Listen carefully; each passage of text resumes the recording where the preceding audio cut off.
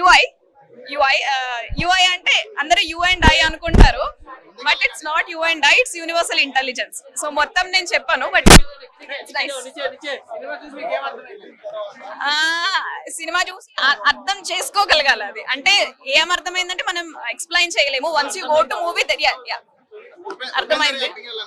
ఉపేంద్ర గారి యాక్టింగ్ చాలా అంటే చాలా బాగుంది. నేను కంపేర్ టు ఆయన ప్రీవియస్ ఫిలిమ్స్ తో కంపేర్ చేసుకుంటే హీ డిడ్ బెస్ట్. కాన్సెప్ట్ ఇప్పుడు ఆర్టిఫిషియల్ ఇంటెలిజెన్స్ ఉంది, దాని రిఫరెన్స్ తీసుకుని స్టోరీ క్రియేట్ చేశారు అంతే. Definitely more than its expectation, beyond my expectation actually. Definitely not a one time watch, but definitely but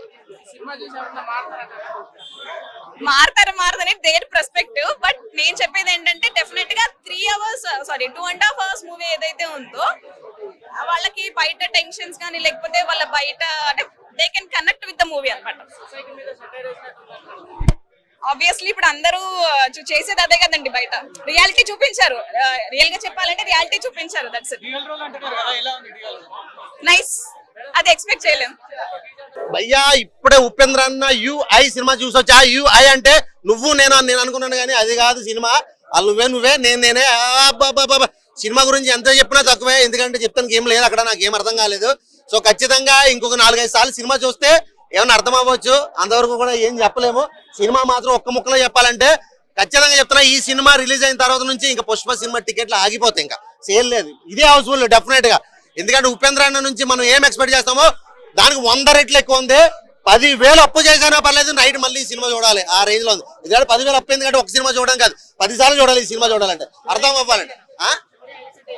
story highlights ఏంటంటే first cinema అర్థం చేసుకోవాలంట. Cinema అర్థం అయితే స్టోరీ హైలైట్స్ ఏం చెప్పొచ్చు. హైలైట్స్ చెప్పాలంటే ఏం చెప్పలేం భయ, ఎందుకంటే నాకేం క్లైమాక్స్ రెండేంది, సినిమానే డిఫరెంట్. అప్పుడు 10 ఏళ్ల క్రితం ఒక సినిమా వచ్చింది, ఐఎమ్ ద గాడ్. ఇప్పుడు కూడా ఇదే సేమ్ కల్కి, ఐఎమ్ ద గాడ్ అన్నాడు, పిచ్చి లేపాడంతే. డబుల్ యాక్షన్ లో మాత్రం ఇరగ తీసాడు. వైట్ అండ్ వైట్ ఒకటి, బ్లాక్ అండ్ బ్లాక్ ఒకటి, నెక్స్ట్ లెవెల్ అంతే. ఇంకా సినిమా గురించి చెప్పాలంటే మాత్రం ఖచ్చితంగా థియేటర్కి వెళ్ళి చూడండి. ఒకసారి కాదు, మినిమం 2-3 సార్లు చూస్తే ఏమైనా అర్థం అవ్వచ్చు. మాక్సిమం అర్థం కాదు అంతే. అది చెప్పాలన్నా కూడా ఇంకా 4-5 సార్లు సినిమా చూడాలి. కామెడీ అయినా యాక్షన్ అయినా అన్ని ఉన్నాయి. యుఐ ఉపేంద్ర గారు యుఐ మూవీ చూసాము. సో నేను ఏ ఎక్స్పెక్టేషన్ తో వెళ్ళానో ఆ ఎక్స్పెక్టేషన్ అయితే రీచ్ అయింది. ఆయన యాక్ట్ చేసిన మూవీస్ వేరు, ఆయన డైరెక్ట్ చేసిన మూవీస్ వేరు. ఆయన డైరెక్ట్ చేసిన మూవీస్ లో ఎక్స్పెక్ట్ చేస్తాం కొంచెం డిఫరెంట్ గా ఉండాలి, క్రాంకీగా ఉండాలని మనం ఎక్స్పెక్ట్ చేస్తాం. అది ఉంది, ఆ క్రేజీనెస్, ఆ క్రాంకీనెస్ అయితే ఉంది మూవీలో. అలానే ఓన్లీ క్రేజీనెస్ లేదండి, దాంతో కాంటెంపరీ ఇష్యూస్ తీసుకుని పాలిటిక్స్ గురించి, హంగర్ గురించి, వాటిలన్నిటి గురించి తీసుకుని దాన్ని ఎంటర్టైనింగ్ వేలో చెప్పారు. నాకు యుఐ దాని జస్టిఫికేషన్ కూడా ఇచ్చారు.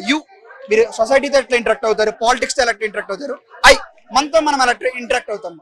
సో ఆ రెండు కూడా దాంట్లో ఎంటర్టైనింగ్ గా చెప్పారు. అంత నాకైతే అర్థమైనాయండి. మేబీ ఇంకొంచెం ఆలోచిస్తే అర్థమైతే. సో అంత క్రిస్టోఫర్ నోలన్ లెవెల్లో కాదు, మనకు అర్థమయ్యేలాగా ఎంటర్టైనింగ్ గానే ఉంది అనమాట. డబుల్ యాక్షన్ అంటున్నారు కదా, ఎలా ఉంది? అది డబుల్ యాక్షన్ కింద తీసుకోవచ్చు, సింగిల్ యాక్షన్ కింద కూడా తీసుకోవచ్చు. అది చెప్పేసి స్పాయిలర్. ఆ double action you and I, అందులో ఒకళ్ళు ఐ ఒకళ్ళు యు అనుకుంటే ఐతో ఎలా ఇంటరాక్ట్ అవుతారు, యూతో ఇంటరాక్ట్ ఎలా అవుతారు అని ఒక 2 ట్రాక్స్.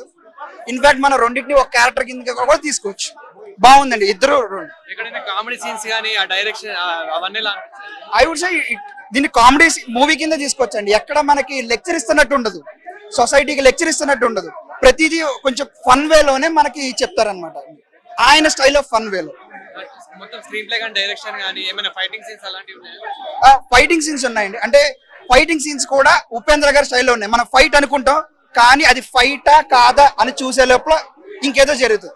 సో అది మీరు స్క్రీన్ మీద చూస్తే బాగుంటది.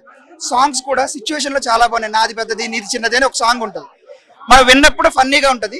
ఆ కాంటెక్స్ట్ లో ఎందుకు అలా మాట్లాడారు అనేది ఉంటది అనమాట. సో ఆయన స్టైల్ ఆఫ్ స్క్రీన్ ప్లే లో తీసారు.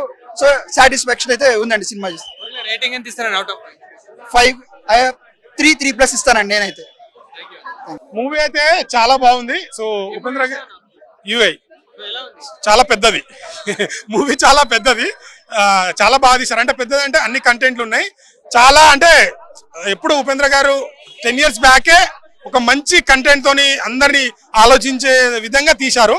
సో ఇప్పుడు అప్డేట్ అయిన వర్షన్ కి చాలా అంటే రాజకీయంగా కానీ మనుషుల పరంగా కానీ మనం ఎట్లా ఉండాలి అన్ని డైలాగ్స్ కానీ స్క్రీన్ ప్లే కానీ బ్యాక్గ్రౌండ్ అన్ని ఎక్కువ మూవీలో మనకు ఉపేంద్ర గారి డైలాగ్స్ తనే ఎక్కువ కనిపిస్తుంటాడు.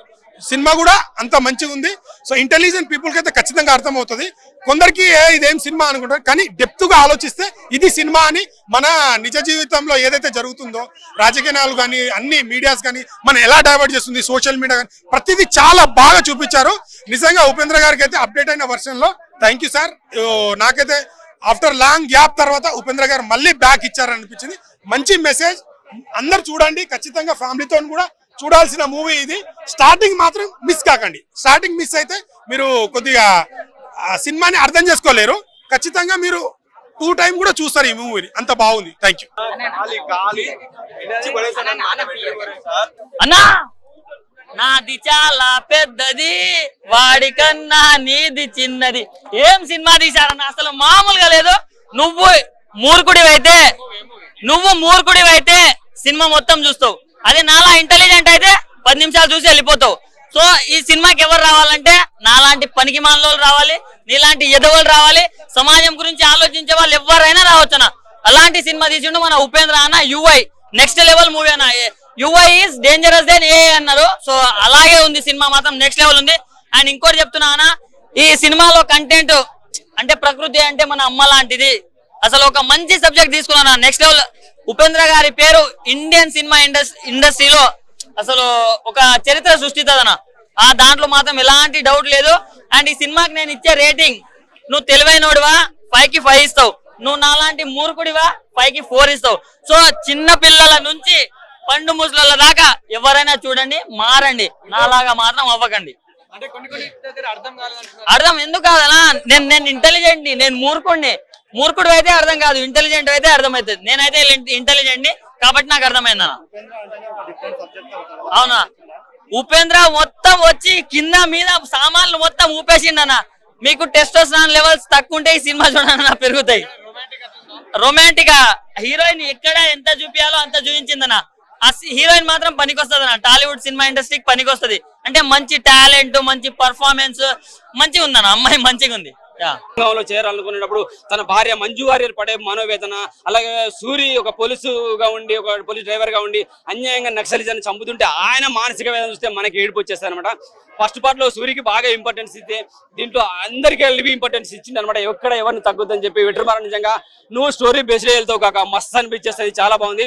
విజయ్ సేతుపతిని ఎక్కడన్నా తగ్గిస్తావేమో అనే ఫీలింగ్ అని ఎక్కడ తగ్గించలేదు. 70s 90s లో 80s లో ఆ మధ్యలో జరిగిన పోలీసులకు, ఆ పెత్తందారులకు, నక్సలిజానికి జరిగే పేదరికానికి జరిగే మనోవేదన ఇలా కనబడుతుంది అనమాట. అన్యాయంగా కొంతమంది చెప్తుంటే పోలీస్ డిపార్ట్మెంట్ లో ఉన్నోళ్ళకి కూడా నచ్చదు కదా. సో వాళ్ళు పడే మనోవేదన చూస్తే మనకి ఏడుపు వచ్చేది అనమాట. అద్భుతంగా అనిపిస్తుంది. ఇళయరాజు గారి మ్యూజిక్ అయితే వండర్ఫుల్. ఆయన ముసలుడు అయిపోయాడు, ఏం చేస్తారు అనుకున్నారు, ఎక్కడ అయిపోలేదు.